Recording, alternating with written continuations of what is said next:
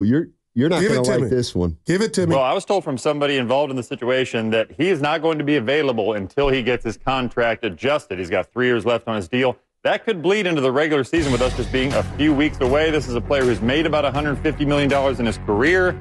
He's been taking up golf, kind of staying away from the team, doing his own thing, still training, of course, getting ready for the season potentially. But he's not overly stressed to have to be out there right now, and he's the fourth highest paid left tackle despite being the best the last few years. So the 49ers know they have to do something here, could sweeten the guarantees on his contract. So they're dealing with Brandon Ayuk at the same time. They're trying to get this guy done. So they're hoping he'll be in the lineup here soon. All right. You got 2 weeks, right? Did I miss the bleed into the regular season? Was that the part that I missed? I saw well, that. That's what you want. That's the whole goal, Steiny, is to avoid that on both fronts. But again, I'll say this. We can sit here and bubble wrap every player in sports all across the board. The bottom line is, if Ayuk, and I'm being proactive, if he's a Niner, puts on that helmet and is available week 1 against the Jets, along with his counterpart, Trent Williams, I'll look you dead in the face and tell the listeners, Steiny, preseason doesn't mean diddly squat. And it may not already, but those soft tissue injuries, because you're not and you have not been practicing in pads and doing all the things Monday through Friday, that to me means something. But if these two gents come back, because that's what it's going to be, they basically missed all the preseason and OTAs, it'll be the middle finger like nothing to see here. So you clearly didn't listen to any of the shows last week because Evan and I was in and out. We made animal style. We made it official last week. We agreed that what's already happened is going to impact the regular season. So you missed that part. Okay. But we're operating under the premise that now it's too late. Let me ask you to expand on why you think. Like, what if they're 4-1? Evan? And they're 5 games into it and they look dominant. I'll look at you. You know what I'm saying, Steiny? We don't know. But I guess if they get off to a slow start, Monday morning quarterbacks will come out. Is this how you want to do the offseason? Hell no. But at the end of the day, I'm watching Purdy sling that rock, and I know it was the first drive. I'm like, see the interception? I did see it. Let me tell you something. It happens. Get it out. Shout out Trey Lance. Threw 5 of them Saturday. He threw for 333 yards. I'll tell you what, he's fast. I thought he wasn't fast. He looked like he ain't running in cement. Yeah. But the Niners got their Evan, QB, man. Evan and I got a little something working right now. Oh, boy. Yeah, you're gonna have to claw your way back in here. All right. So 888-957-9570 is the number. 49er preseason is in the books. I'm going to challenge 49er fans. What are your takeaways from the preseason? And I'll tell you what, I'm gonna ask you to dig because there wasn't a lot to me that we learned. I don't think it was a great preseason, but we'll see what happens 2 weeks from today when the 49ers take on the New York Jets, Goo. What if I lay this on you and Evan and the listeners? What if I feel like as much as I've tried to watch the games again and double back and answer that question, that profound question you just brought up, what if I said, Steiny, it's just hard? It was hijacked. It still is hijacked by the absence, more so in the rumors and innuendos when it comes to Brandon Ayuk. Like, that's what this Niner offseason was about, and the worst part about it is it still is. What if I told you I can't get, just me personally, I can't get past that? And I know they got what looks like a dynamic kick returner and Garindo. I mean, he looks phenomenal. I think the NFL did a great job in regard to this kickoff rule, Steiny. It's going to change games. We're going to see a lot of action on these kickoffs, but Moore held his own. I'm seeing different things, but nothing to supersede the absence of a primetime receiver in your left tackle. I mean, we'll have to see. We'll have to see if those two guys who aren't practicing right now are back in time for the Jets game. If you're a 49er fan, after Friday's game, do you feel better about where this season's going? Seeing Brock Purdy quarterback most of the first half. Looked pretty sharp. Had one interception. Yeah. Kind of forced it in there, but I'll tell you what. Let me tell you something about Brock Purdy. Preseason's for, man. Yeah, I got a prediction. I got a prediction. What Purdy's numbers last year were, I think, 31 and 11. 31 and 11. You ready for a prediction?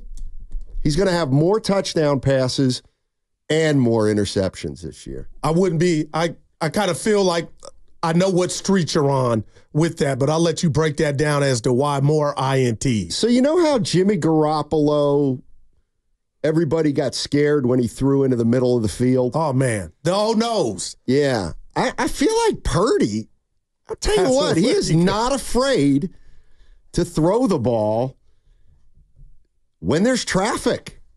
And he's got a knack for putting it pretty much in the right spot, but some of the great ones do that. Brett Favre, Stoney. I shouldn't have brought him up, but yeah, he got his way to the Hall of Fame. He took chances. He threw a bunch of picks. Yeah, I wonder just over the course of the season if that's what Kyle Shanahan wants out of his quarterback. Like, how aggressive does he want Purdy to be?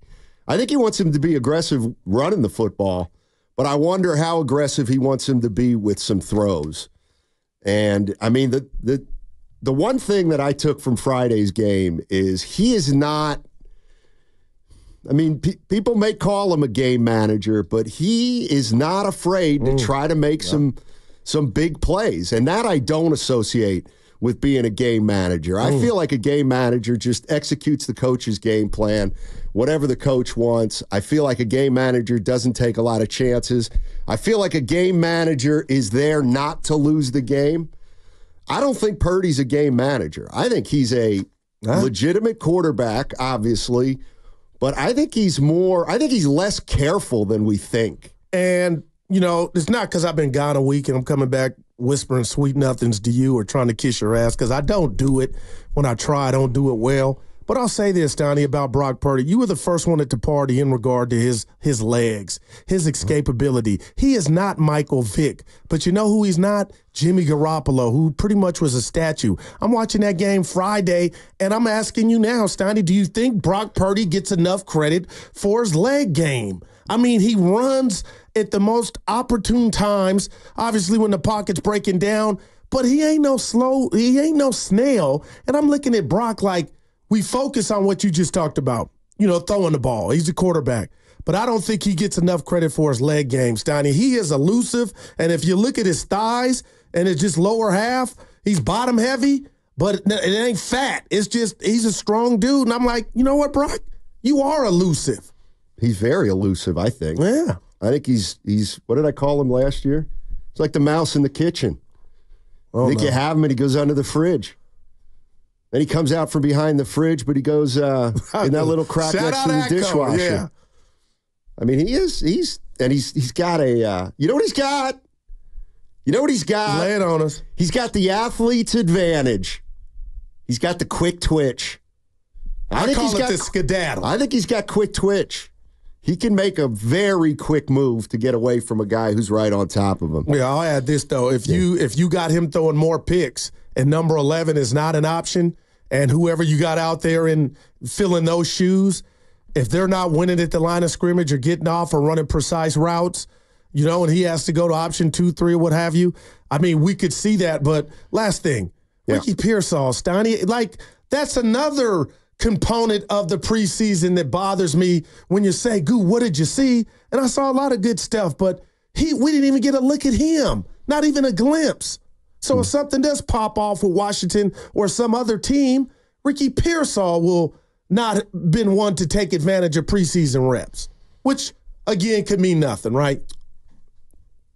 I mean, even if he didn't start, I'd expect him to play some, maybe on third downs or something. I mean, they drafted a receiver in the first round. I mean, I expect Ayuk to catch more than him. I expect Debo to catch more than him. I expect Kittle and McCaffrey. But, I mean, what I would expect out of Ricky Pearsall this year is you start to assimilate him into the system, and he becomes your third wide receiver. But maybe your second if Ayuk is not here. You know what I mean? Like, the role expands and becomes bigger, and you kind of just wish he wasn't hurt. And I know Kyle said he expects him back in practice sometime this week. Hopefully that happens, but it was just something I jotted down on my 8.5 by 11. Shout out Scott Osler Steiny watching the game Friday. Remember, he used to have that piece in the Chronicle? Things he jotted down on his 8.5 by 11. You don't remember it. Scott Osler, Scotty! 8.5 by 11 is a sheet of paper. And it's not a note. It's not an index card. But that was the bit. That was the bit. Things he jotted down on his 8.5 by 11. Scotty! Goose back. Goose back. People know what I'm talking about. 888-957-9570. What are you taking from training camp, 49er fans? 2 weeks till the opener at Levi Stadium against the New York Jets. I also want to get into this Mike Sando quarterback tiers list. It's pretty interesting. I may ask Goo the same question I asked Evan last week. What's a franchise quarterback? And we got into a fight over it, Goo. What? I can't wait to hear the details. Yeah. It's pretty much your definition of a... We didn't get into a fight. No. I just feel like there are more... He doesn't have a definition. Oh, boy. No, it's that you were on was the the fight. Yeah, you were on the... Nate, it's like, give me a quarterback, I'll tell you. It's really that simple. Oh, Trevor Lawrence comes to mind. Is he? Is he a franchise quarterback, Goo? You had him one last week. Yeah, well... Don't tell him what I had or what I didn't. It's kind of nuanced. Of course he's a franchise quarterback. Is he getting paid like one? Yeah, exactly. Are they hoping he evolves into something better than he's shown? Of course, he's young. He's young. 49ers have a franchise quarterback? Yeah, they do. Nah, they don't. He's about to get 50 to 60 M's.